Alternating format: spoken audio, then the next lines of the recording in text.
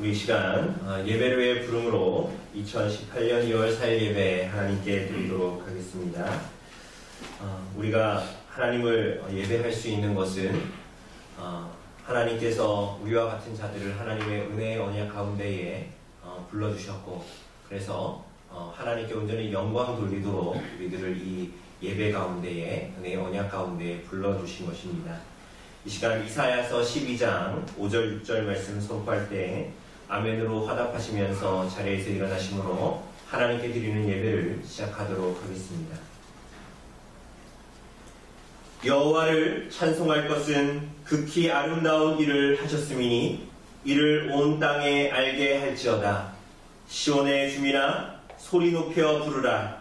이스라엘 거룩하신 이가 너희 중에서 크심이니라 할 것이니라. 아멘. 기원입니다. 갈라디아서 1장 3절 말씀 선포하도록 하겠습니다.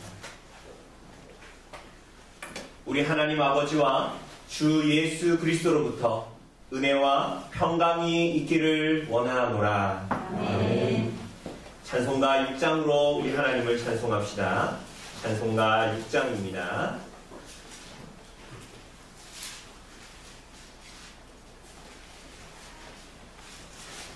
찬송가 6장으로 하나님을 찬송합시다.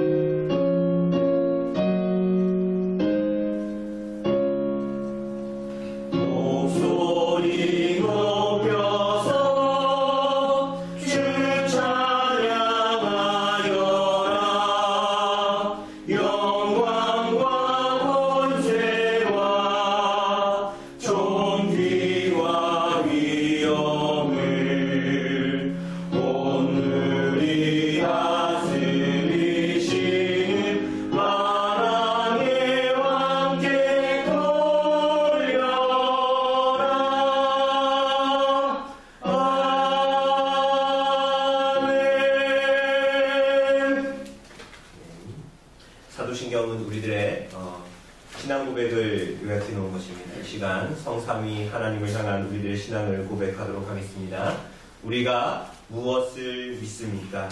전능하사 천지를 만드신 하나님 아버지를 내가 믿사오며 그 외아들 우리 주 예수 그리스도를 믿사오니 이는 성령으로 잉태하사 동정녀 마리아에게 나시고 본디오 빌라도에게 고난을 받으사 십자가에 못 박혀 죽으시고 장사한 지 3일 만에 죽은 자 가운데서 다시 살아나시며 하늘에 오르사 전능하신 하나님 우편에 앉아 계시다가 저리로서 산자와 죽은 자를 심판하러 오시리라. 성령을 믿사오며 거룩한 공예와 성도가 서로 교통하는 것과 죄를 사하여 주시는 것과 몸이 다시 사는 것과 영원히 사는 것을 믿사옵나이다. 아멘. 이 시간 신약 봉독하도록 하겠습니다. 오늘 신약 봉독 본문은 로마서 3장 19절부터 마지막 절까지의 말씀입니다. 신약 성경, 제가 가진 성경으로 242쪽에 있는 로마서 3장 19절부터 마지막 31절까지 제가 봉독해 드리도록 하겠습니다. 우리가 알거니와 무릇 율법이 말하는 바는 율법 아래에 있는 자들에게 말하는 것이니 이는 모든 입을 막고 온 세상으로 하나님의 심판 아래에 있게 하려 함이라. 그러므로 율법의 행위로 그의 앞에 의롭다 하심을 얻을 육체가 없나니 율법으로는 죄를 깨달음이니라. 이제는 율법 외에 하나님의 한 의가 나타났으니 율법과 선지자들에게 증거를 받은 것이라. 곧 예수 그리스도를 믿음으로 말미암아 모든 믿는 자에게 미치는 하나님의 의인이 차별이 없느니라. 모든 사람이 죄를 범하였음에 하나님의 영광에 이르지 못하더니 그리스도 예수 안에 있는 속량으로 말미암아 하나님의 은혜로 값없이 의롭다 하심을 얻은 자 되었느니라. 이 예수를 하나님이 그의 피로써 믿음으로 말미암는 화목제물로 세우셨으니 이는 하나님께서 길이 참으시는 중에 전에 지은 죄를 간구하심으로 자기의 의로우심을 나타내려 하심이니 곧 이때에 자기의 의로우심을 나타내사 자기도 의로우시며 또한 예수 믿는 자를 의롭다 하려 하심이라. 그런즉 자랑할 때가 어디냐? 있을 수가 없느니라. 무슨 법으로냐? 행위로냐? 아니라 오직 믿음의 법으로니라. 그러므로 사람이 의롭다 하심을 얻는 것은 율법의 행위에 있지 않고 믿음으로 되는 줄 우리가 인정하노라. 하나님은 다만 유대인의 하나님이시냐? 또한 이방인의 하나님은 아니시냐? 진실로 이방인의 하나님도 되시느니라. 할례자도 믿음으로 말미암아 또한 무할례자도 믿음으로 말미암아 의롭다 하실 하나님은 한 분이시니라. 그런즉 우리가 믿음으로 말미암아 율법을 파기하느냐? 그럴 수 없느니라. 도리어 율법을 굳게 세우느니라. 아멘. 자리 앉아주시고요. 찬송 7장으로 우리 하나님을 찬송합시다.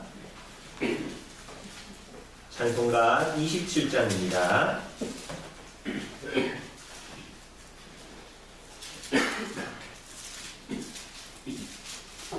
찬송가 27장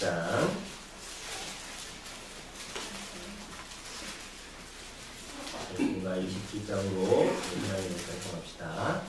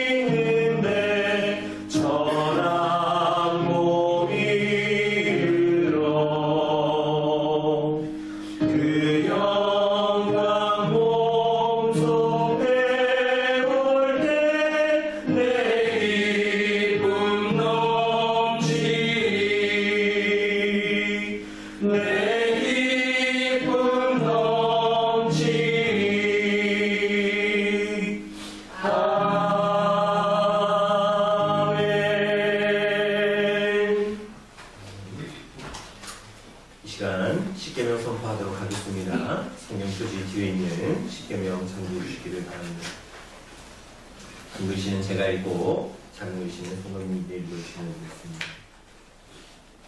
하나님이 이 모든 말씀으로 말씀하여 이르시되 나는 너를 애굽 땅 종되었던 집에서 인도하여 낸 내 하나님 여호와니라. 제1은 너는 나 외에는 다른 신들을 내게 두지 말라. 제2는 너를 위하여 새긴 우상을 만들지 말고 또 위로 하늘에 있는 것이나 아래로 땅에 있는 것이나 땅 아래 물속에 있는 것에 어떤 형상도 만들지 말며 그것들에게 절하지 말며 그것들을 섬기지 말라. 나 내 하나님 여호와는 질투하는 하나님인즉 나를 미워하는 자의 죄를 갚게 아버지로부터 아들에게로 3, 4대까지 이행하였구나. 나를 사랑하고 내 이름을 지키는 자에게는 천대까지 은혜를 베푸느니라. 제3은 너는 내 하나님 여호와의 이름을 망령되게 부르지 말라. 여호와는 그의 이름을 망령되게 부르는 자를 죄없다 하지 아니하리라. 제4는 안식일을 기억하여 거룩하게 지키라.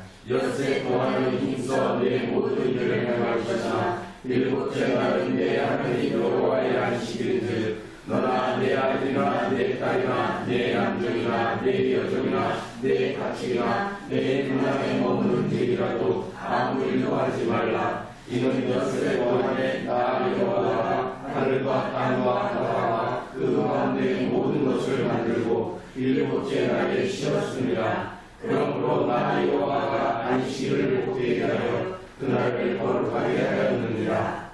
제5는 내 부모를 공경하라. 그리하면 내 하나님 여호와가 내게 준 땅에서 내 생명이 기르리라. 제6은 살인하지 말라. 제7은 간음하지 말라. 제8은 흑국질하지 말라. 제9는 내 이웃에 대하여 거짓 증거하지 말라. 제10은 내 이웃의 집을 탐내지 말라. 내 이웃의 아내나 그의 남종이나 그의 여종이나 그의 소나 그의 낙이나 무릇 내 이웃의 소유를 탐내지 말라. 아멘. 이 시간 교회 고백의 시간을 갖도록 하겠습니다. 하나님께서 하나님과 하나님의 모든 백성들에게 그들을 교회로 부르시고 언약의 백성으로 부르시고 하나님의 뜻을 나타내셨습니다. 하나님께 순종하도록 우리들을 부르셨는데 그것을 잘 드러내고 있는 것이 바로 우리들이 함께 읽은 문독한 이 십계명의 말씀입니다. 그리고 하나님의 백성들이 교회가 이 계명에 순종하여 이 땅을 살아갈 것을 하나님께서 우리들에게 원하시는 것입니다. 그렇게 함으로 말미암아 교회가 그리스도의 형상을 회복하고 하나님의 백성들이 참으로 아버지의 온전하신 것 같이 온전하도록 하나님께서 우리들을 부르고 계신 것입니다. 이 시간 이 계명에 비추어 지난 일주일간의 삶을 하나님 앞에 돌아보며 고백하며 나아가는 시간 갖도록 하겠습니다. 우리들의 존재의 부패를 하나님 앞에 고백하고 연약을 고백하고 하나님의 긍휼과 자비를 구하는 마음으로 주의 고백의 시간을 갖도록 하겠습니다.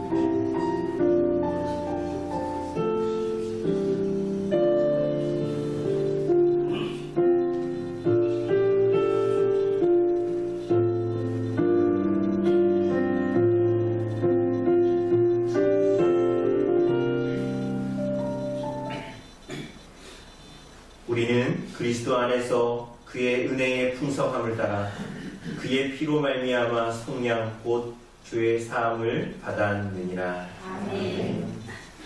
우리 이 시간 감사의 찬송을 함께 드립시다. 시편 84편 9절에서 12절입니다. 우리가 가지고 있는 시편 찬송가로 66장에 있는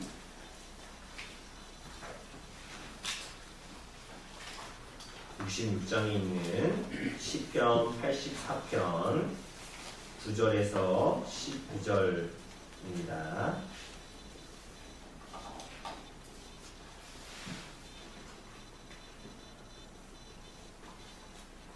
같이 찬송 드리도록 하겠습니다.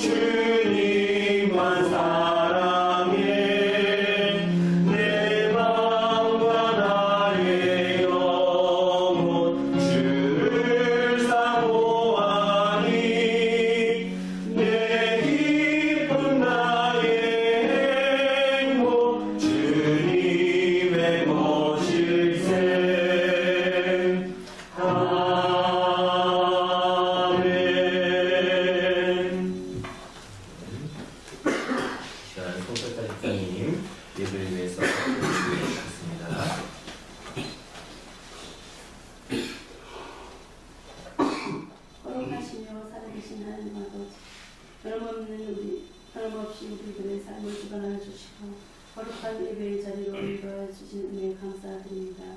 오늘 이 시간 예배를 통하여 하나님의 영광이 드러나게 하옵시고 또한 성도들의 심령이 공되게 하시며 하나님의 말씀에 감격, 감동, 기쁨이 넘치는 귀한 예배의 시간이 되길 원합니다. 주님, 저희들은 죽을 수밖에 없는 죄인임을 고백하지 않을 수 없습니다. 주님의 주권 없는 사랑과 자비야말로 저희들의 유일한 생명의 소망이며 진리임을 알고 있고 말씀 앞에 순종하는 성도의 삶을 통하여 감사가 넘치게 하시고 하나님의 영광이 드러나게 하시옵소서. 지금 세상은 겨울이라는 계절을 맞아 너무 춥습니다. 주님, 성도들의 건강을 지켜주옵시고 말씀을 통한 성도 간의 교제로 축복해 주셔서 성도들의 영적 건강이 더욱 강건하여질 수 있도록 인도하여 주시옵소서. 이 시간 말씀을 선포하시는 목사님께 영육간의 강건함을 주옵시고 넘치는 지혜와 성령을 충만케 하셔서 선포되어지는 말씀 또한 진리의 말씀만 선포할 수 있도록 성령 하나님 저리 인도하시옵소서. 감사하오며 주 예수 그리스도 이름으로 기도드립니다. 아멘. 예, 우리 시간 말씀 보겠습니다. 오늘 하나님 주시는 말씀은 마태복음 6장 9절에서 13절까지의 말씀입니다.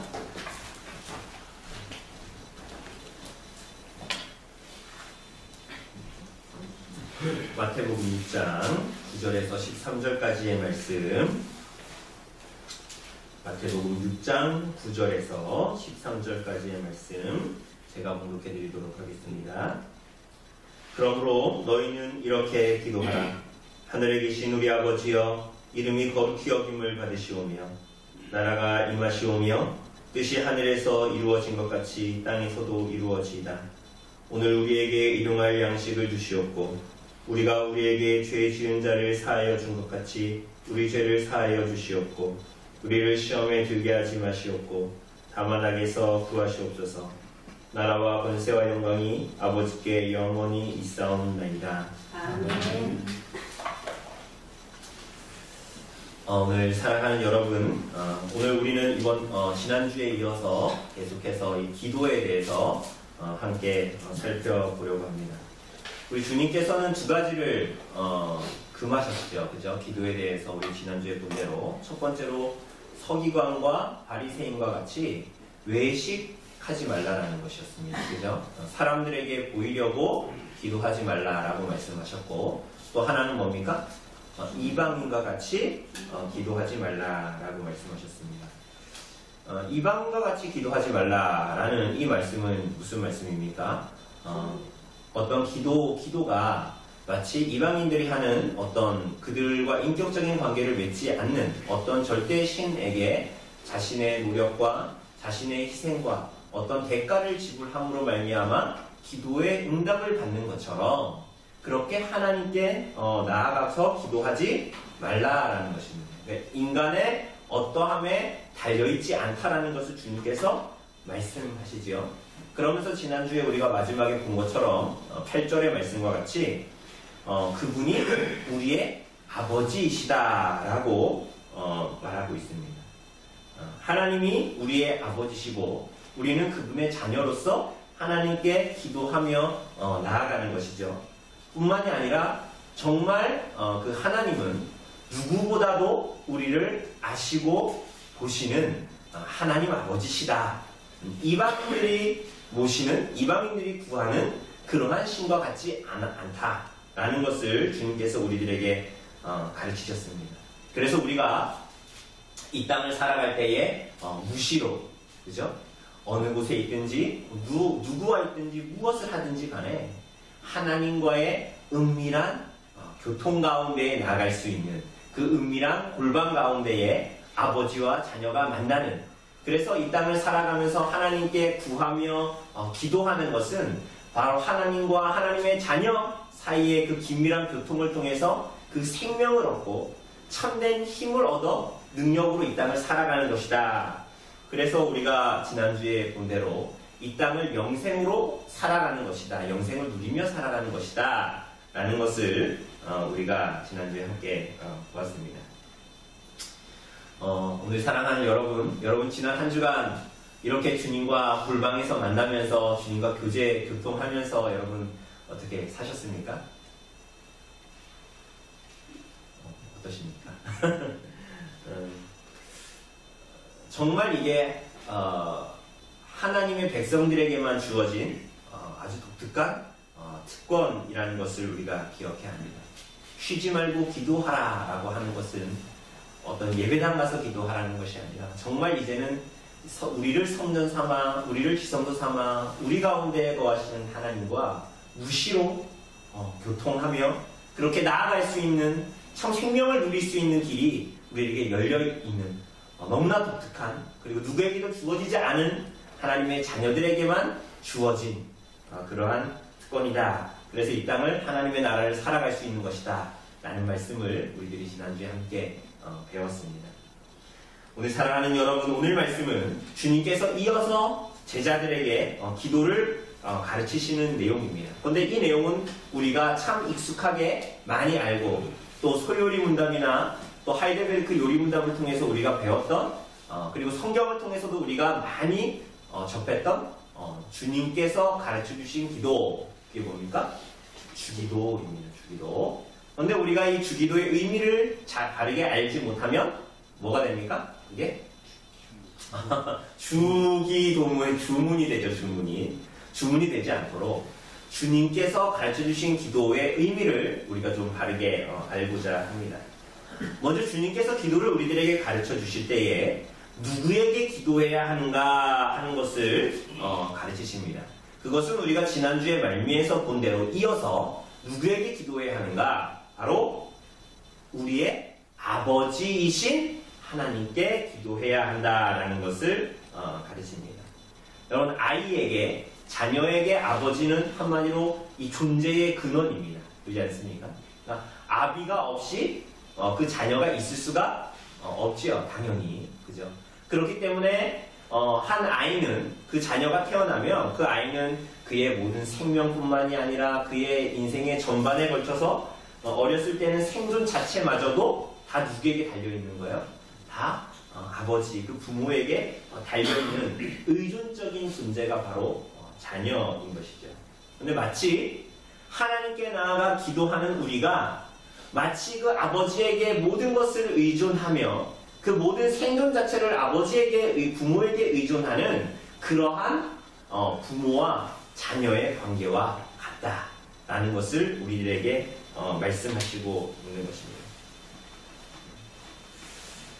그래서 우리가 쉬지 않고 하나님께 구하며 하나님과 기도한다라는 것은, 그리고 그분을 아버지라고 부른다는 것은 마치 자녀가 아버지에게 그러하듯이 우리도 하나님을 향해서 사랑과 신뢰와 믿음으로 그 아버지를 붙들고 나아간다라는 것을 우리들에게 말을 하고 있는 것이에요. 그런데 이러한 기도는 우리가 일반적으로 부모와 자녀 사이에도 마찬가지로 볼 수 있는 것처럼 어떤 면에서 이 자녀는 그 부모에게 무언가를 얻어내려고, 무언가를 달라고 하려고, 때로는 우리도 그렇죠. 하나님께 나아갈 때 그냥 조르는 것처럼, 때로는 철없음, 이게 나한테 사실은 좋은 건지 나쁜 건지도 모르면서 때로는 구하면서 나아가는 그런 철없는 자식의 어떠함으로 나아가지만, 우리 주님께서는 그것을 또 우리들에게 허락하시지만은 그것을 통해서 하나님께서는 정말 그것을 들어주겠다라는 것이 아니라 그것보다 더 고차원적인 것을 우리들에게 주시고자 사실은 기도를 허락하신 거예요. 그러니 우리는 우리들의 문제와 여러 가지, 때로는 철없음, 때로는 우리들의 눈에 좋아 보이는 것을 하나님께 구하면서 나아가지만 하나님께서 그걸 넉넉하게 받아주세요. 그러나 하나님께서 궁극적으로 목적하는 것이 있다라는 거예요. 기도를 통해서. 그게 뭔지를 우리가 오늘 좀 보려고 합니다. 어찌되었건 우리는 하나님 아버지께 기도합니다. 기도하죠. 무엇을 놓고 기도합니까? 여러분 대부분 어떨 때 기도하게 됩니까? 평소에 기도 잘 안 하다가 언제 아버지 하고 부르게 됩니까? 힘들 때, 마음이 어려울 때, 해결되지 않는 문제, 도저히 좌우를 살펴도 앞뒤를 살펴도 나를 도와줄 리가 없을 때에야 하나님을 찾는 것이 우리들의 악함과 연약함이죠. 물론 그러지 않아야 되죠. 그죠? 시편의 저자들도 보면 그들이 처음에 하나님을 부르는 것을 이 땅에서 경험하는 많은 고난과 고통 때문입니다. 그죠? 그때 아무런 도움을 도저히 어디에서도 구할 수 없을 때 하나님 아버지를 부르며 나아가게 되지요. 그런데 우리가 그분을 오늘 본문에서도 지난주에서 본 대로도 아버지라고 부르지만 오늘 그 앞에 붙어있는 말이 있습니다. 무슨 아버지예요? 그분이? 우리 아버지인데 어디에 계신? 하늘에 계신 아버지라는 거예요. 여러분과 저는 어떤 사람들의 어머니고 또는 아버지이지요. 그런데 우리들은 때로는 그 자식들이 원하는 것을 다 충족시켜 줄 수가 없어요. 심지어는 그 자식이 구하는 게 정말 그 아이에게 좋은 것인지 나쁜 것인지 우리는 알지 못하죠. 우선은 첫째로 우리는 능력이 없어요. 우리가 고작 해줄 수 있는 것은 우리 자식들에게 할 수 있는 것들은 최대한 하지만 그나마 할 수 있는 것은 그냥 입에 맛있는 거 넣어주는 거. 그것도 1년치 줄 수 있는 것도 아니고 매일 그냥 나에게 있는 것 가운데서 줄 수 있는 거죠. 그죠? 그런데 우리 하나님이 어떤 하나님이에요? 하늘에 계신 우리 아버지이십니다. 하나님이시라는 거예요. 우리들이 하나님 앞에 기도의 자리로 나아갈 때는 나의 정말 너무나 커 보이는 문제, 나의 우겨쌈을 당한 것 같고 해결되지 않은 답답한 문제, 앞과 뒤를 봐도 도저히 도움이 없기 때문에 하나님께 기도하며 나아가지만 그분이 아버지 하고 부르며 나아갈 때 그분이 정말 사실은 하늘에 계신 내 아버지, 창조주시오, 섭리자이시오, 구원자이신 하나님을 기도의 자리로 나아가서 목격하게 될 때에 우리들이 경험하게 되는 것은 뭡니까? 내가 너무나 크게 느꼈던 그 모든 문제들이 사실은 그 영원하시고 크신 하나님 앞에 아무것도 아닌 것처럼 여겨지고 때로는 크신 하나님 앞에 나아갈 때 나의 존재가 너무나 미물처럼 여겨져서 나의 큰 관심사, 내가 정말 마음을 다 빼앗겼던 그 마음의 소원들까지도 사실은 흐릿해져 버리고 오히려 내가 이 땅을 살아가면서 문제와 많은 고통들 앞에서 희미해져 버렸던 하나님의 이 너무나 작아 보임이 그 기도의 자리에 나아갔을 때는 어때요? 오히려 하나님이 어떠한 분인가가 너무나 명확하게 드러나고 세상에서 내 문제들 앞에는 하나님이 정말 요만하게 인식됐는데 그 기도의 자리에 하나님이 누구신가 그 자리로 나아갔을 때는 그분이 정말 이만한 분이 아니라 너무나 크신 분이고 내가 미물과 같은 존재라는 것을 깨닫게 되죠. 그래서 때로는 우리들의 문제들이 그 기도의 자리 앞에서 해결함 받지 않았는데 사라져버리고 하나님의 크심이 우리 안에 너무나 많이 드러나서 시편의 많은 기자들이 그런 것처럼 그 시편의 결론들이 다 어떻게 나요? 하나님 들어주실 거죠? 감사합니다. 이렇게 끝나지 않아요. 대부분이 어때요? 하나님께 이 문제들을 맡겨드리고 오히려 하나님을 경배하고 하나님을 찬송하고 하나님을 사랑하고 하나님을 높여드림으로 끝나게 돼요. 그게 뭐예요? 그냥 아유 하나님 이렇게 하나님 사랑해요. 하나님 찬양합니다. 높여드립니다. 이러면 하나님께서 내 기도 들어주시겠지가 아니라 기도의 자리에 나아갔을 때 정말 내가 어떠한 존재이고 하나님이 정말 어떠한 분인가가 너무나 명확하게 드러나기 때문에 그 문제들 앞에 그 문제들이 사실은 너무나 미물 같아 보이기 때문에 오히려 하나님 안에서 만족을 누리게 되고 평안을 누리게 되는 그러한 것들을 경험하게 되죠. 만족을 경험하게 되지 않습니까? 어떻게 그럴 수 있다고요? 우리는 1,000원 필요한데요. 1,000원이 내 통장에 들어왔을 때 만족할 것 같지만 하나님과 하나님의 자녀의 사이 이 땅을 영생으로 살아가는 사람들의 만족은 거기에 있지가 않은 거예요. 그게 신앙의 신비인 것이죠. 하늘에 계신 하나님을 바라보게 될 때 그러한 만족과 이 평안을 누리게 된다라는 것을 말하게 됩니다. 사랑하는 여러분, 아버지께 이렇게 기도할 때에 누가 좋을 것 같습니까? 기도의 자리로 나아갈 때 하나님이 좋을 것 같습니까? 내가 좋을 것 같습니까?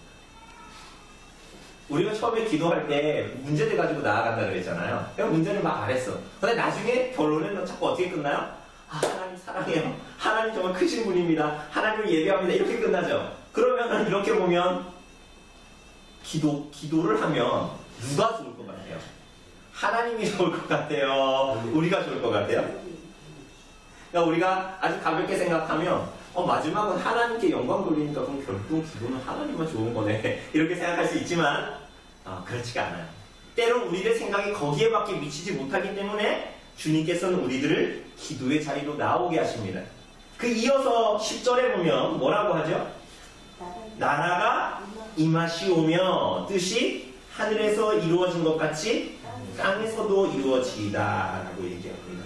이거 보면 기도를 가르치시고 너희 이렇게 기도해라라고 기도를 가르치시는데 사실은 기도하면 나를 위해서 기도할 것 같은데 주님께서는 하나님의 나라와 하나님의 뜻을 위해서 이루어지길 위해서 기도하라라고 하시지 않습니까?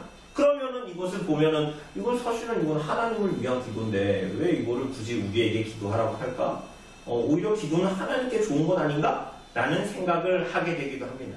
그러나 이 기도는 하나님을 위한 기도가 아니지요. 우리가 알다시피 하나님의 존재와 하나님의 속성은 영원하시고 이미 충만하신 분이에요. 그러니까 우리가 영광을 돌린다고 해서 하나님께서 더 영광을 받으시는 것도 아니요. 하나님께서 만약 그렇게 해서 더 영광을 받으신다면 하나님의 영광이 뭔가 오늘은 부족한 상태라는 것을 말하는 것이지요. 그렇지가 않아요. 하나님의 영광과 하나님의 모든 속성이 충만하시고 영원하십니다. 무한하시고 불변하시지요.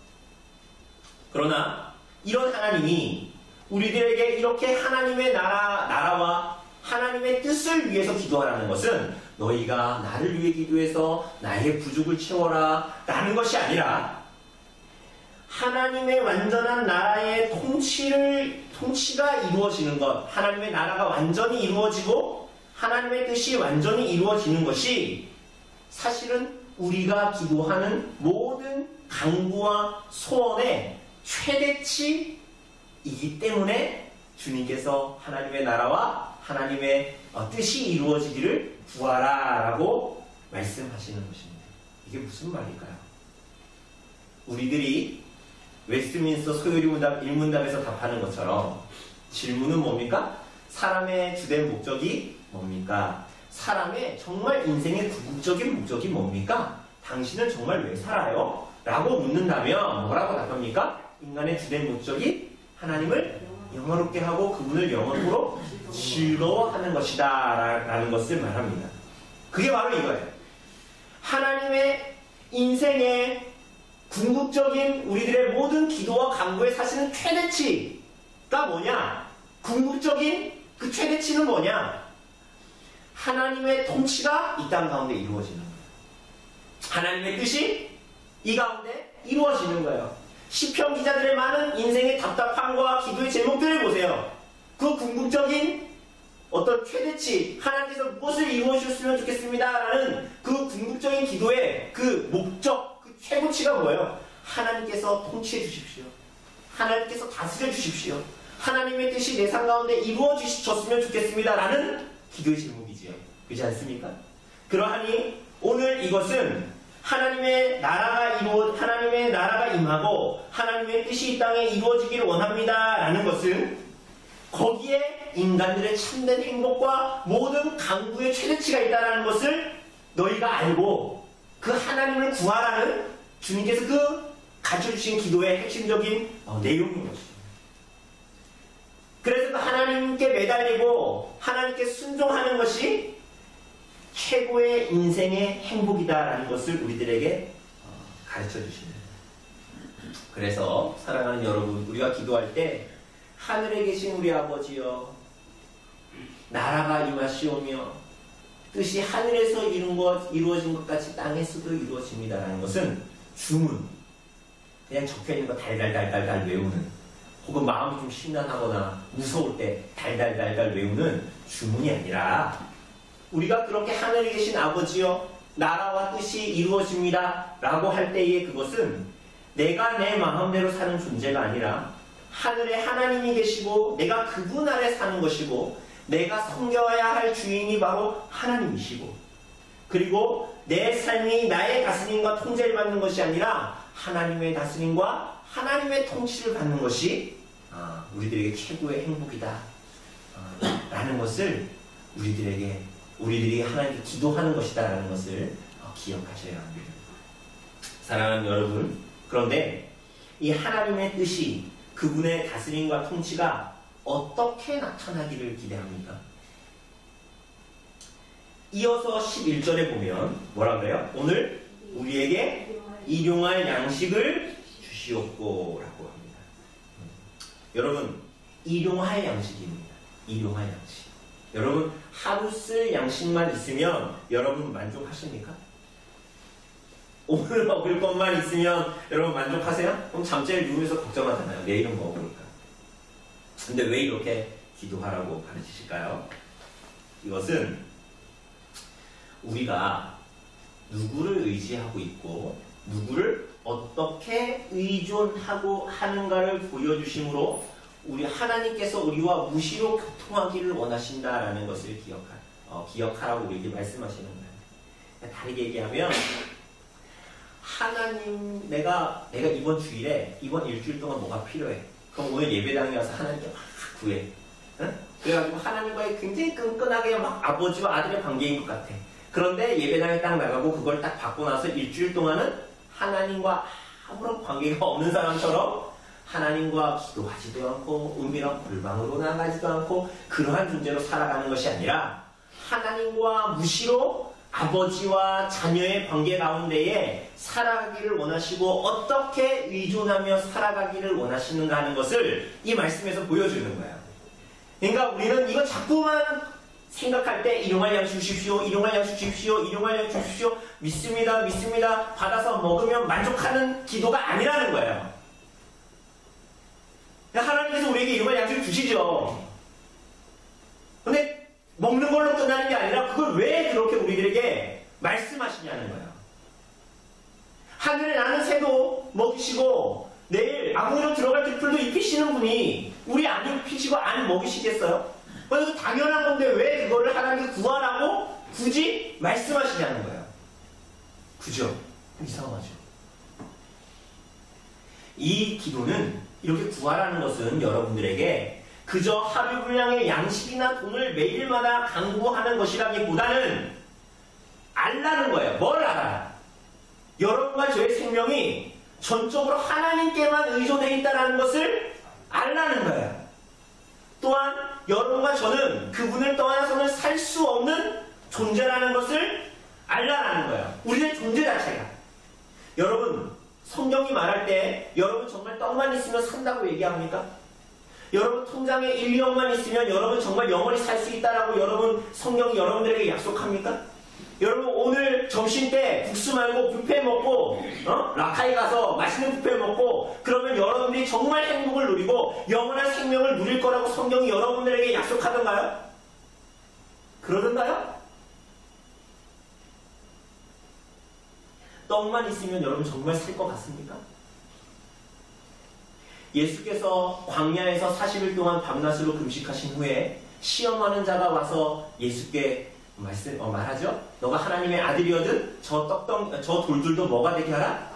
떡덩이가 되게 하라. 그러면 주님께서 뭐라고 말씀하십니까? 사람이 떡으로만 살 것이 아니요 하나님의 입으로부터 나오는 모든 말씀으로 살 것이니라. 우리 생명의 참 존재가 하나님께 있는 거예요. 여러분 그렇지 않습니까? 여러분 예수님이 그래서 요한복음 4장의 수가성 여인을 만났을 때에 뭐라고 제자들에게 그러십니까? 제자들이 양식을 구해와가지고 예수님 이거 좀 드십시오. 그러니까 뭐라 그래요? 나의 양식은 나의 보내신 이의 뜻을 행하며 그의 일을 온전히 이루는 이것이니라. 여러분 오병이어 사건 뭡니까? 예수님께서 떡 5개와 물고기 2마리로 5,000명, 남자만 5,000명이 넘는 사람들을 먹이신 거 아니에요? 그 이후로 사람들이 예수님한테 맨날 이용할 양식, 저 예수만 따라다니면 내가 굶지 않고 살겠다라고 사람들이 막 따라다니지 않습니까? 그 예수님이 그들에게 뭐라고 말씀하세요? 내 살을 먹고 내 피를 마시는 자는 내 안에 거하고 나도 그 안에 거하나니 살아계신 아버지께서 나를 보내심에 내가 아버지로 말미암아 사는 것 같이 나를 먹는 사람도 나로 말미암아 살리라. 지금 예수님께서 뭐라고 말씀하시는 것입니까? 여러분과 제가 이 땅에 살면서 맛있는 거 먹고 맛있는 거 마시면서 살아가는 것이 영생이라고 말씀하시는 거예요? 거기에 여러분 정말 생명이 있다고 말하는 겁니까? 그게 아니죠. 이것은 일용할 양식을 구하라는 것은 단순히 육체적으로 배불리 먹을 것, 입을 것, 먹을 것 잘 살게 해달라고 강구하라는 것이 아니에요.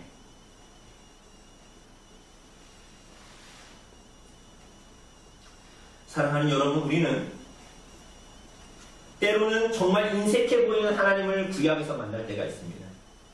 여러분 혹시 그런 때 있습니까? 구약 성경을 읽다가 하나님 너무 인색한 것 아닌가? 특별히 광야에서 그런 일이 있었죠. 광야에서 무슨 일이 있었습니까? 하나님께서 그들에게 먹을 것을 주시는데 일주일치 주지 않고 어떻게 주세요? 매일 아침마다 뭘 주십니까? 40년간 아침마다 날마다 아침마다만 만나를 주시는 거예요. 왜 그렇게 인색하십니까? 한 달치 주시면 안 돼요? 왜 날마다 주실까요? 하나님이 여러분과 때로 저 같은 능력이 모자란 아비라서 먹을 거 제대로 하루치밖에 못 줘가지고 그런 거예요? 하나님이 능력과 힘이 모자라서입니까? 하나님이 생명이 누구한테 정말 있고 여러분과 제가 밥 먹고 살잖아요 우리가. 근데 정말 우리 생명이 어디에 의존해 있고 매 순간 매 시간이 하나님과의 은밀하고 아름다운 교통과 관계 속에서 이 땅을 살아가서 하나님이 누구신지를 알기를 원하시는 거예요. 거기에 하나님의 골이 있는 거예요. 하나님의 목표가. 여러분들의 오늘은 1,000원짜리 먹었는데 내일은 10,000원짜리 먹는 인생을 살게 하려는 것이 아니라 우리들의 모든 인생을 들어 하나님이 누구인가를 알게 하시려고 40년간 아침마다 날마다 만나주신 거예요. 능력이 모자라서가 아니라 힘이 모자라서가 아니라 없어서가 아니라 오히려 일용할 양식을 주시겠다는 것은 여러분과 저를 너무나 사랑해서예요. 왜요? 난 한 번에 주시면 하나님의 사랑을 더 많이 경험할 것 같은데요? 그렇지 않아요. 신명기 6장 10절 이하를 보면 이렇게 말씀하십니다. 여러분 잘 들어보세요. 내 하나님 여호와께서 내 조상 아브라함과 이삭과 야곱을 향하여 내게 주리라 맹세하신 땅으로 너를 들어가게 하시고 네가 건축하지 아니한 크고 아름다운 성읍을 얻게 하시며 내가 채우지 아니한 아름다운 물건이 가득한 집을 얻게 하시며 네가 파지 아니한 우물을 차지하게 하시며 네가 심지 아니한 포도원과 감람나무를 차지하게 하사 내게 배불리 먹게 하실 때에 너는 조심하여 너를 애굽 땅 종되었던 집에서 인도하여 내신 여호와를 잊지 말고 네 하나님 여호와를 경외하며 그를 섬기며 그의 이름으로 맹세할 것이니라. 너희는 다른 신들 곧 내 사면에 있는 백성의 신들을 따르지 말라. 뭘 말씀하십니까? 너희 내가 약속대로 가나안 땅에 들어가서 너희가 짓지 아니한 집, 너희가 채우지 아니한 곳간 모든 것 다 너희에게 줄 것이다. 그때는 일용할 양식이 아니라 쌓여있는 거죠. 그런데 그때 주님께서 뭐라고 말씀하셔요? 조심하라는 거예요. 뭘 조심하라? 하나님을 배반하지 않도록 조심하라. 이게 무슨 말씀이에요? 하나님은 우리가 어떤 존재인지를 아시는 거예요. 우리의 연약함과 한계와 악함을 잘 아세요. 엉뚱한 짓을 하고 엉뚱한 것을 자랑하고 엉뚱한 것으로 헛된 것으로 나아가버리는 우리의 어리석음을 하나님은 너무나 잘 아세요. 그래서 주님께서 우리에게 기도를 가르치실 때에 영육 간의 생존을 오직 하나님께만 의존하는 존재로 은혜를 구하는 존재로 하나님이 누구인지를 알며 이 땅을 살아감으로 참된 생명 가운데 살아가도록 너희가 일용할 양식을 나에게 구해라. 그리고 너희가 그렇게 기도해라 라고 주님께서 우리들에게 가르치시고 있는 것입니다. 사랑하는 여러분, 정말 우리들에게 필요한 게 뭡니까? 여러분, 정말 여러분과 저에게 필요한 게 뭐예요? 지금 우리 동네 가물고 물이 안 나와서 물이 얼기도 하고 지금 막 매일마다 물도 필요하고 밥도 필요하죠. 그죠? 근데 우리들에게 정말 필요한 게 뭡니까? 정말 무엇으로 생명다운 생명을 누리며 살 수 있습니까? 일용할 양식이 아니에요.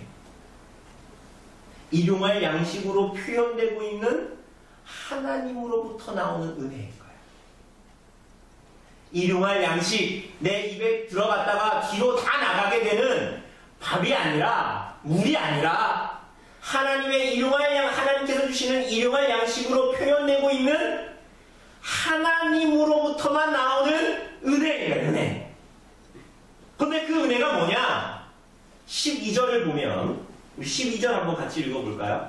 시작. 우리가 우리에게 죄 지은 자를 사하여 준 것 같이 우리 죄를 사하여 주옵소서. 근데 이게 원래 원문에는 앞뒤가 바뀌어져 있어요. 그러니까 원문으로 읽으면 일용할 양식을 주시옵고 우리 죄를 사하여 주시옵고 이렇게 나와요. 이게 바뀐 거예요, 그죠? 그러니까 우리 한글에는 우리가 우리에게 죄 지은 자를 사하여 준 것 같이 우리 죄를 사하여 주옵시고 이렇게 나오잖아요, 그죠? 그런데 이게 원래는 위에랑 붙여서 하면 일용할 양식을 주시옵고 우리 죄를 사하여 주시옵고 이렇게 이제 이어집니다.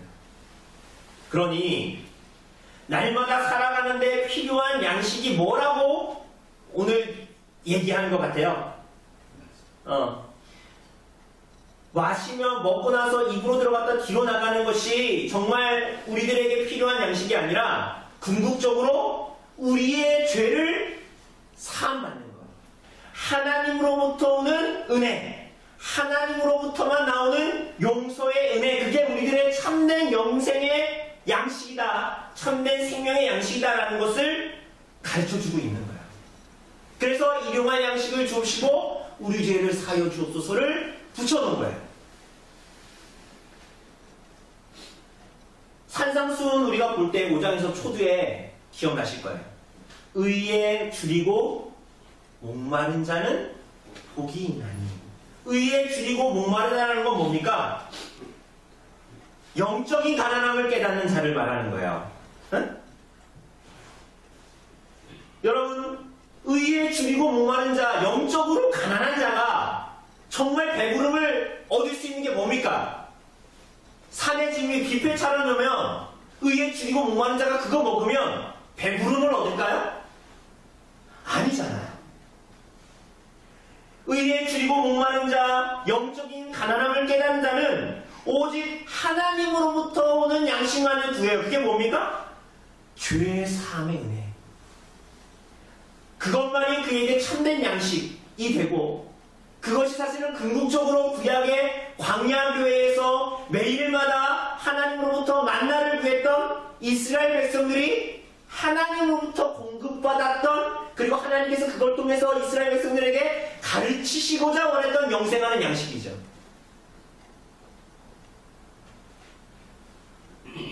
사랑하는 여러분, 그런데 오늘 본문에 보면 항상 우리를 불편하게 하는 게 있죠. 그게 뭡니까? 우리가 원래 한글 성경대로 12절을 읽으면 항상 우리를 불편하게 하는 뭡니까? 우리가 우리에게 죄 지은 자를 사하여 준 것 같이.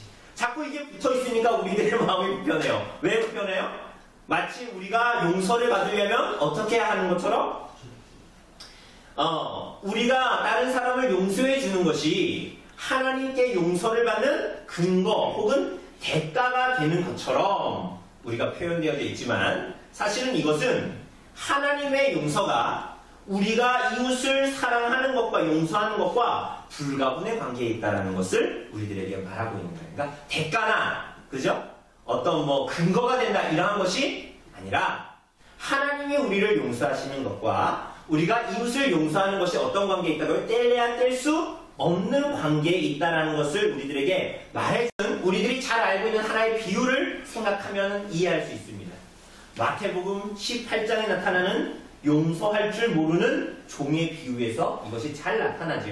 그 비유가 뭡니까? 어떤 임금이 있는데 임금에게 빚진 종이 있어요. 그런데 얼마를 빚졌어요? 1만 달란트를 빚졌어요. 그죠? 1만 달란트를 빚졌는데 그 임금이 어떻게 합니까? 그 종을 그냥 탕감해주고 내보내줍니다. 그런데 이 탕감받은 종이 길거리에 나가서 자기에게 얼마 빚진 사람? 100데나리온 빚진 사람의 멱살을 잡아서 당장 갚으라 하고 안 갚으니까 옥에다가 넘겨버리죠. 그것을 임금이 알게 되자 어떻게 됩니까? 그 1만 달란트 그 탕감함을 받은 그 사람 다시 멱살 잡아 끌어와서 옥에 다시 가둬버리죠. 그리고 마지막 절에서 이렇게 말합니다. 너희가 각각 마음으로부터 형제를 용서하지 아니하면 나의 하늘 아버지께서도 너희에게 이와 같이 하시리라. 사랑하는 여러분, 이 말씀은 우리가 이웃의 죄를 사해주면 우리의 죄도 하나님 앞에서 사함받는다는 말이 아니지요. 우리 알고 있지 않습니까? 한글 성경에서도 우리에게 죄 지은 자라고 나와 있지만 본래 의미는 우리에게 빚진 자예요. 그러니까 이 주기도문의 내용과 사실은 마태복음 18장에서의 내용이 연결되어서 해석되어진다고 볼 수 있죠. 그렇죠? 죄 지은 자라고 얘기하지만 사실 이거 빚진 자라고 번역할 수 있는 단어입니다. 그러니 내게 빚진 자에게 빚을 탕감해 준다. 우선은 이 교훈의 1차적인 교훈은 비유와 연관했을 때 우리가 진 빚이 정말 죽음으로써만 갚을 수 있는 빚임에도 불구하고 그 빚을 갚지 않아도 된다라는 것을 우리에게 먼저 가르쳐줍니다. 그렇지 않습니까? 그래서 우리는 정말 자유함을 얻지요. 그런데 더 중요한 것은 하나님 아버지의 그 자녀들을 향한 용서, 우리들을 향한 용서가 그냥 이러한 류의 용서, 탕감해주고 풀어주는 것으로 끝나지 않는다는 데에 초점이 있어요. 여러분, 이 임금이 종을 풀어줄 때 책임을 묻지도 않고 그냥 덮어놓고 풀어줬어요. 맞습니까? 그죠? 그냥 탕감해줬잖아요. 그런데 사실 정말 그렇게 했다면 이후에 그가 무엇을 하면서 어떻게 살든지 아무 상관이 없어야 돼요. 그죠?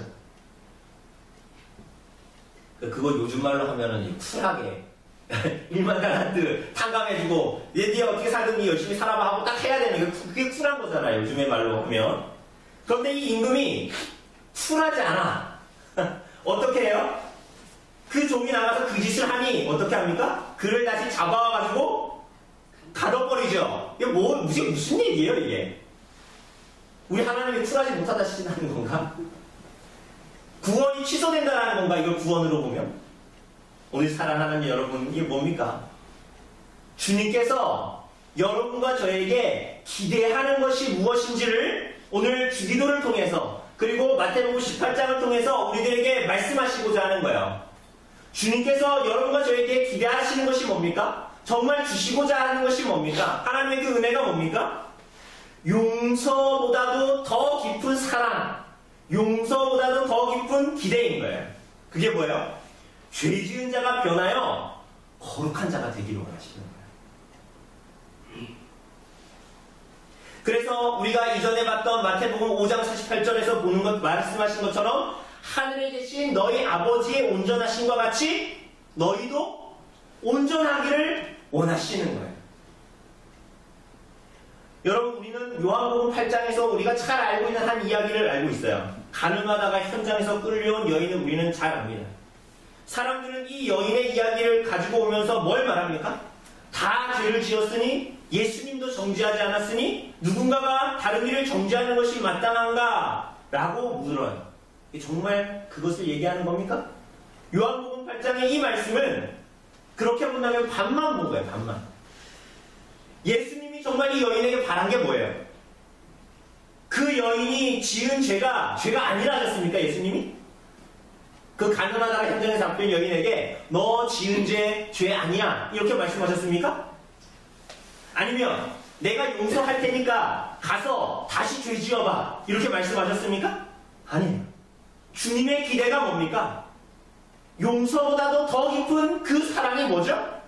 그 주님이 그 여인에게 뭐라고 말씀하세요? 마지막에 가서 다시는 죄를 범하지 말라는 거예요.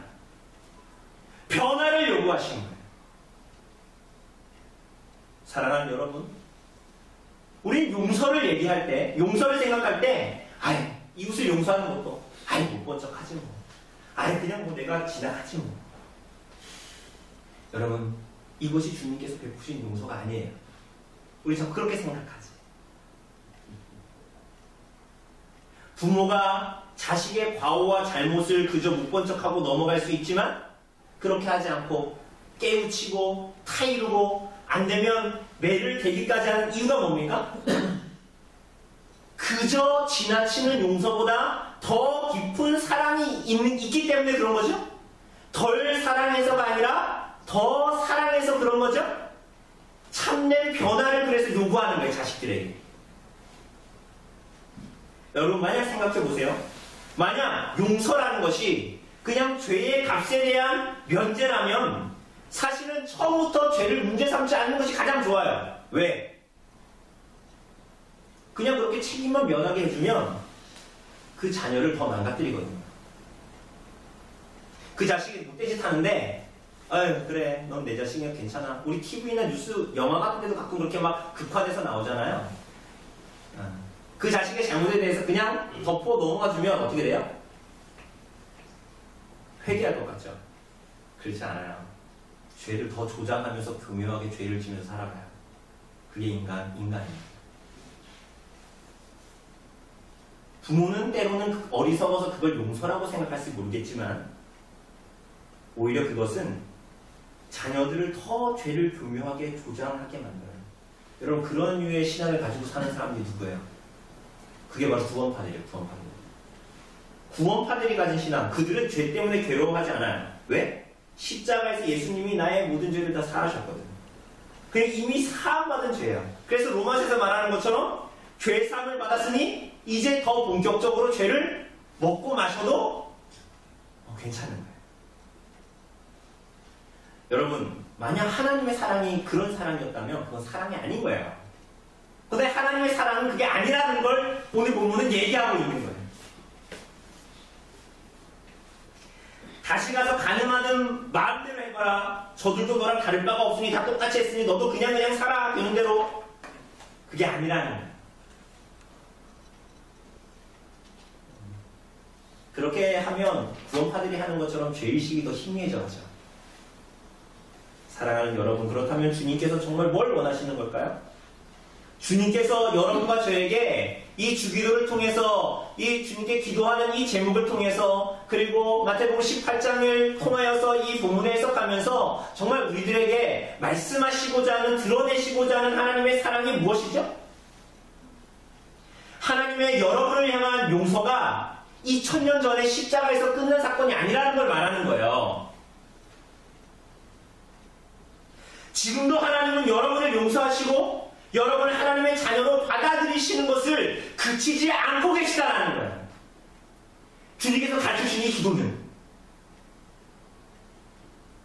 여러분이 잃어버린 의롭고 거룩한 모습을 회복하게 하시려고 오늘 지금도 여러분과 저를 사랑하시고 용서하시는 것이지 2000년 전에 예수님의 십자가에 달려서 용서가 끝난 사건이 아니란 말이에요.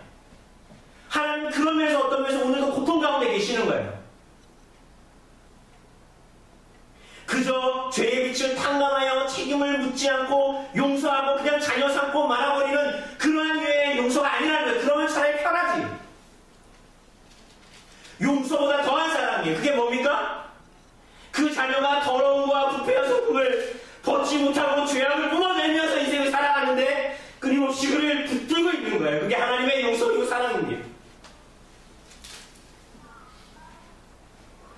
거룩하게 변화하도록 날마다 참으시고 기다리시는 하나님의 용서와 사랑이 여러분과 저에게 있는 거예요. 그건 2000년 전의 사랑이 아니고 오늘 예수 그리스도의 십자가의 사랑인 거예요. 용서보다 더한 사랑이지. 보고 지나치는 것보다 더한 사랑이지. 그 더러운 자식을 끌어안고 변화되기를 원하시는 하나님의 용서와 사랑이 오늘 여러분과 저에게 있는 거예요. 주님께서는 지금도 그러한 면에서는 고통하고 계시는 거예요. 그리스도를 믿는 죄인을 용서하시고 자녀를 받으시는 것으로 용서의 사랑이 끝난 것이 아니라 사실 그때부터 비로소 그리스도의 사랑은 지금도 끊이지 않고 지속되고 있는 거예요. 주님께서 언젠가 말씀에 약속하신 대로 점도 없고 흠도 없는 상태로 우리들을 하나님 앞에 세우시기까지 그분의 용서와 사랑이 멈추지 않는 거예요. 오늘 사랑하는 여러분, 이러한 주님의 사랑 깨닫고 있습니까? 그 은혜 구하라고 우리들에게 가르치시고 있는 거예요. 어디에 생명이 있는 줄 알고 그거 구하라고 기도 가르치시고 있는 거예요. 여러분, 그저 얼마나 우리가 피상적으로 구하고 헛된 것들을 구하며 그냥 입으로 들어가서 뒤로 나갈 것들을 구하며 인생을 살아가라고 기도 가르치신 것이 아니라 정말 참된 생명 어디에 있는지 보라고 우리에게 가르치시고 있는 거예요. 기도를. 무엇을 구해야 합니까? 여러분, 뭘 기도해야 해요? 믿음의 눈을 달라고 기도합시다. 하나님을 아는 지식을 달라고 기도합시다. 우리를 향한 하나님의 용서와 사랑이 어떻게 오늘도 계속되고 지속되고 있는지, 그리고 우리들을 받아내시고 계시는 하나님 앞에 우리가 어떻게 살아야 하는지 알게 해달라고, 하나님을 알게 해달라고 기도합시다. 사랑하는 여러분, 하나님은 그렇게 우리들을 용서하시고 사랑하십니다. 그래서 지금도 하나님은 우리들이 온전케 되기를 바라시고 점도 없이 흠도 없이 세우신 날을 기대하시고 오늘도 용서하시고 사랑하십니다. 우리 사랑하는 여러분, 주의 온전하신과 같이 온전하며 예수 믿는 자를 의롭게 하려 하시는 뜻을 이루시는 일을 여러분과 저희 인생 가운데에 이루시기를 원하시는 것입니다. 그분의 뜻 앞에, 그분의 인도 앞에 머무는 일생 되기를 바랍니다. 그분의 은혜를 그렇게 겸손하게 구하는 일생 되기를 간절히 바랍니다. 이 시간 잠시 기도하도록 하겠습니다. 하나님, 주님께서 기도를 가르치신 대로 우리가 오해하지 않고 주님께 날마다 기도하며 나아갈 수 있도록 인도하여 주시옵소서. 아버지께서 오늘도 우리들을 용서하시고 사랑하시는 그 사랑 가운데에 하나님께서 오늘도 우리들이 불완전하지만 하나님의 그 뜻 안에서 우리들을 점도 없이 흠도 없이 세우실 날을 기대하고 또 주님께서 그렇게 하신다고 약속하셨으니 우리가 주님만을 붙들고 주님만을 기대하며 주님의 용서와 사랑이 있대요 이 땅의 인생을 살아갈 수 있도록 그렇게 하나님을 아는 것을 더 사모하면서 하나님의 은혜에 더 잇대어 살아가기를 강구하면서 이 땅을 살아가는 하나님 백성 될 수 있도록 하나님 우리들에게 긍휼과 자비를 베풀어 주시옵소서. 모든 말씀 우리 주 예수 그리스도의 이름으로 기도드립니다. 아멘.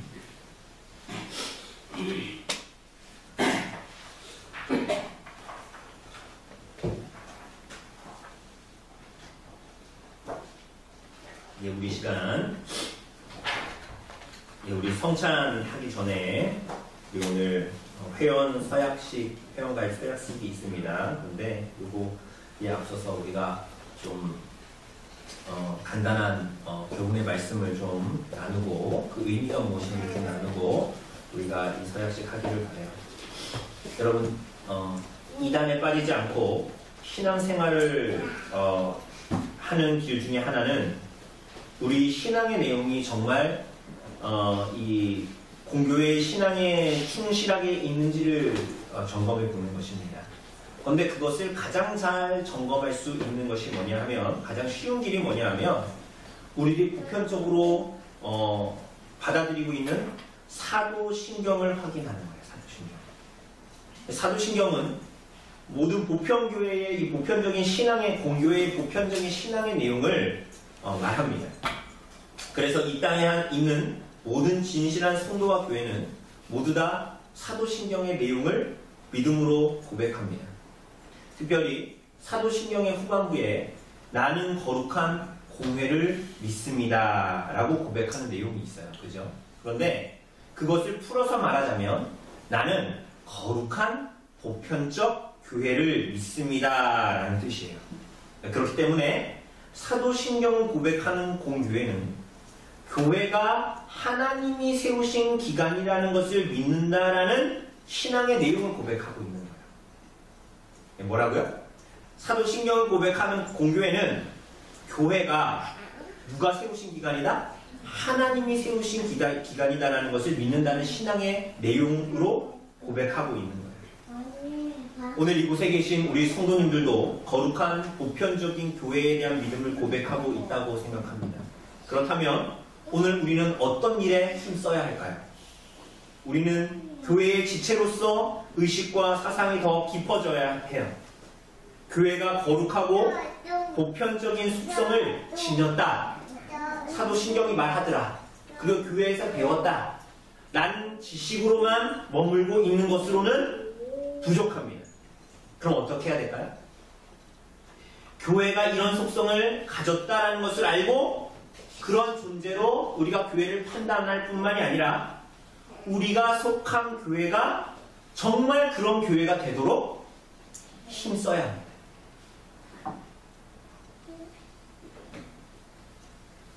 지구상에 수많은 진실한 교회가 존재한다는 것을 알고 믿음으로 고백하지만 그 보편교회의 지체가 있는 각 곳에 두신 지역교회에 속하지 않는 것은 사실은 신앙 고백의 실체가 없는 것과 같은 거예요. 그렇기 때문에. 그래서 진실한 성도는 교회를 교회답게 하기 위해서 어떻게 해야 돼요?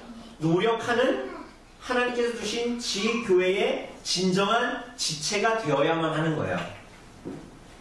그래서 우리가 배운 하이델베르크 요리문답을 보면 이런 사람들을 교회의 산 지체, 살아있는 지체다라고 했어요. 왜냐하면 이 사람들은 그리스도와의 연합으로 말미암아 그리스도로 말미암는 생명과 힘을 얻는 존재요 뿐만이 아니라 그와 동일한 다른 지체들과 생명적인 관계를 가지고 있는 산 지체, 그리스도의 산 몸이기 때문에 그렇게 얘기했던 거예요. 이곳에 있는 우리 모두가, 우리 성도님들이 이런 하일레베르께서도 고백하고 있는 살아있는 지체로서 우리 교회를, 우리 언별리 교회를 더 교회답게 드러내는 교회원들이 되기를 바랍니다.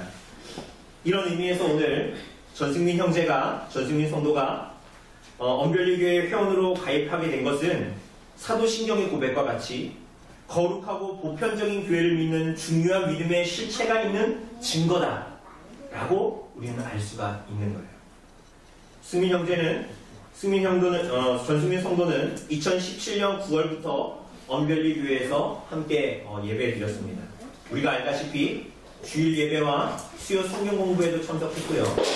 2017년 12월 셋째 주간부터는 7주간 동안 수요 성경 공부 모임 후에 만나서 도르트 신조에 대해서 함께 공부했습니다. 그 시간 동안 함께 교제하면서 지금까지의 신앙생활에 대해서 그리고 도르트 신조의 항목에 대한 고찰을 통해서 이해를 더 깊이 했습니다. 그리고 이에 언별리교회 회원들은 전승민 성도가 언별리교회 회원으로 들어오는 것에 대해서 동의하셨습니다. 만약 이에 반대하시는 분들은 지금 표해 주시기 바랍니다. 네, 없으시죠? 원래 이전에 출석하던 교회로부터 임명서를 받아서 언별리교회 회원으로 받는 것이 보편적 교회를 고백하는 성도들로 당연한 일이겠지만 개인적인 사정에 의해서 그렇게 하지 못했음을 알려드립니다. 네, 서약하도록 하겠습니다. 이제 전승민 성도는 자리에서 일어나 주시기를 바랍니다. 몇 가지 질문을 통해서 서약하게 될 건데요. 예, 아니오로 답해 주시면 됩니다. 오른손을 들어주십시오. 전승민 씨는 본 장로회 신조와 웨스트민스터 신앙고백서 및 대소요리 문답인 신구약 성가의 것을 맹세하십니까? 네. 전승민 씨는 본 교회의 치리에 복종하고 성도들과 함께 교회의 거룩함과 화평함을 위해 힘쓸 것을 맹세하십니까? 네. 감사합니다. 자리에 앉아주세요. 네. 우리 잠시 기도하도록 하겠습니다.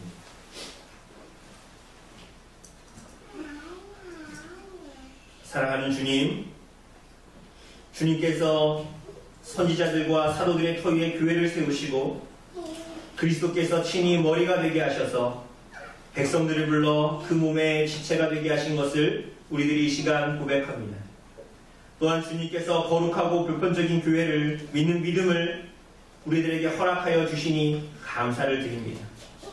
하나님, 오늘 전승민 성도가 언벨리 교회 회원으로 가입하게 되었는데, 하나님, 우리들이 교회의 한 몸으로 주의 거룩과 화평을 쫓아 나아가게 하시고, 주님께서 우리들에게 긍휼과 은혜를 베풀어 주시어서 주님께서 핏값 주고 사신 교회가 얼마나 존귀한가를 볼 수 있도록 하나님 인도하여 주시옵소서.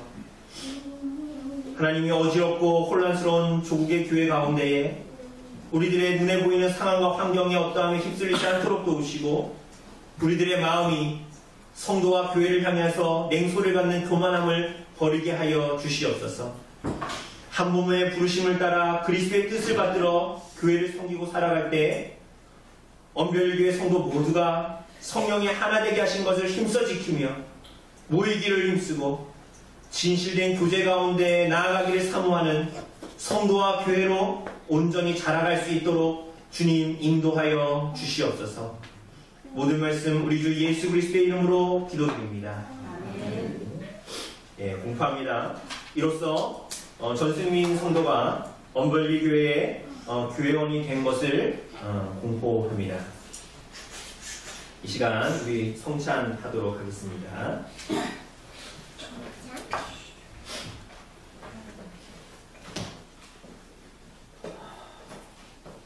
우리 잠시 성찬 받기 위해서 기도하도록 하겠습니다.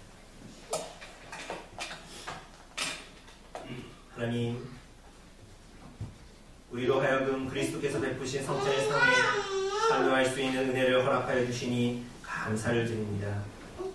하나님, 주님께서 우리에게 베풀어 주신 구속의 은혜를 우리들이 이 자리에서 더욱더 진실되게 경험하게 하시고, 참으로 성령께서 우리들의 심령에 그리스도의 살과 피로 먹고 마시게 하심으로 말미암아 믿음이 더욱더 확증되게 하시고 믿음으로 자라가게 하시고, 우리가 그리스도의 피로 정말 하나된 교회임을 더욱더 확증할 수 있는 성령의 은혜가 이 가운데 있을 수 있도록 하나님 은혜를 베풀어 주시옵소서. 모든 말씀 우리 주 예수 그리스도의 이름으로 기도드립니다. 예, 우리 시간 성찬에 참여할 때에 주님께서 우리들을 성령께서 임재하여 주셔서 그리스도의 살과 피로 참으로 먹고 마시게 하심으로 말미암아 하나님께 나아가게 하실 것을 의심하지 않고 이 자리에 참여해 주시기를 바랍니다. 우리 언별교회 회원으로서 세례교인들 우리 성장장 앞으로 나와 주시기를 바랍니다.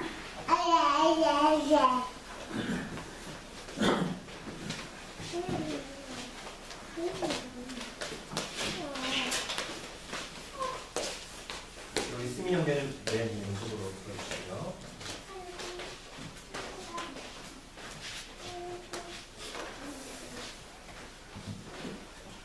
제가 말씀 읽어드리도록 하겠습니다. 내가 너희에게 전한 것은 주께 받은 것이니 곧 주 예수께서 잡히시던 밤에 떡을 가지사 축사하시고 떼어 이르시되 이것은 너희를 위하는 내 몸이니 이것을 행하여 나를 기념하라 하시고.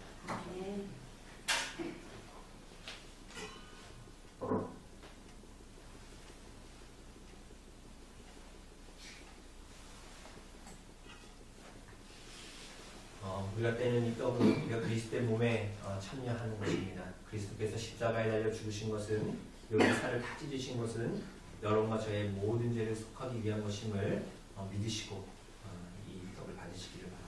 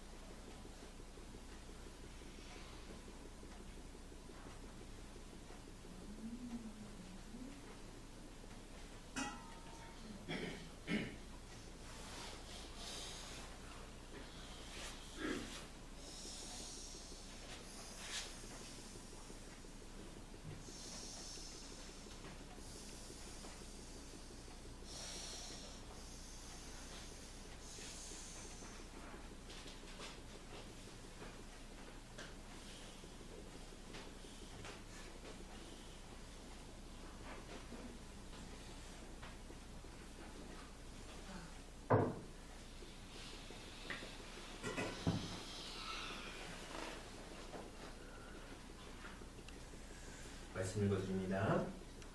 19회 또한 그와 같이 잔을 가지시고 이르시되 이 잔은 내 피로 세운 새 언약이니 이것을 행하여 마실 때마다 나를 기념하라 하셨으니 너희가 이 떡을 먹으며 이 잔을 마실 때마다 주의 죽으심을 그가 오실 때까지 전하는 것이니라.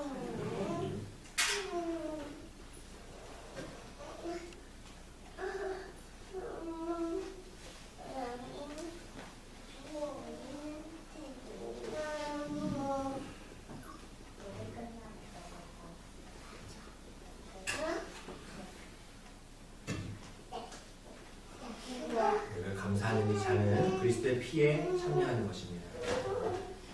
그리스도께서 십자가에 달려 피를 다 쏟으신 것은 여러분과 저의 모든 죄를 속하기 위한 것임을 믿으시고 받으시기를 바랍니다.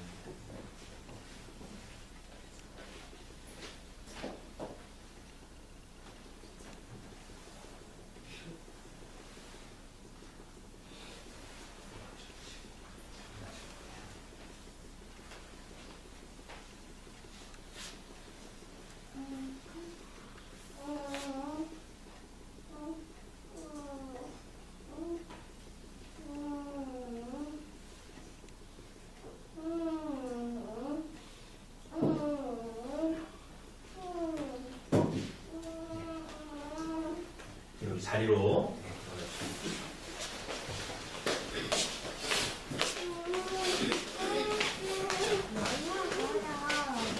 우리 감사의 기도 드리도록 하겠습니다. 하나님, 우리로 하여금 이 성사의상에 참여하게 하여 주시고 그리스도의 몸과 피를 나누게 하여 주셔서 감사합니다. 참으로 성령께서 우리들을 먹으심으로 말미암아 우리들이 더욱더 그리스도를 바라보고 하나님의 나라의 도래를 바라보며 이 땅을 살아갈 수 있도록 도우시고 우리들이 참으로 그리스도의 십자가의 사역으로 말미암아 하나된 자리와 같이 교회를 더욱더 하나되게 이루기를 힘쓰며 하나님께 나아가는 귀한 하나님 백성들 되어줄 수 있도록 주님 인도하여 주시옵소서. 모든 말씀 우리 주 예수 그리스도의 이름으로 기도드립니다.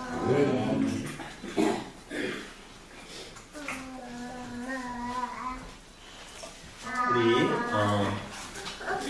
211장 찬송하시면서 우리 선상하도록 하겠습니다. 찬송가 211장입니다.